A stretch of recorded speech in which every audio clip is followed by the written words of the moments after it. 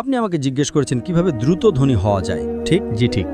সেরা সমাধান 5 ওয়াক্ত সালাত আদায় করুন, আর ফজরের আগে 2 রাকাত সুন্নাত মিস করবেন না। আপনি কি জানেন শীর্ষ 10 জন ধনী ব্যক্তির তালিকায় 4 নম্বরে বিল গেটস, 2 নম্বরে জেফ বেজস, তো 3 নম্বরে জেফ বেজস, 2 নম্বরে এলন মাস্ক, 1 নম্বরে কে? একজন মুসলিম যে ফজরের সালাত এবং সুন্নাত আদায় করে, সে এদের চেয়েও ধনী। কারণ নবী সাল্লাল্লাহু আলাইহি ওয়াসাল্লাম বলেছেন যে ফজরের 2 রাকাত সুন্নাত পৃথিবী এবং এর মধ্যে যা কিছু আছে তার চেয়েও বেশি মূল্যবান। অন্য সব সালাত সময় মতো পড়ি, ফজর আমি উঠতে পারি না।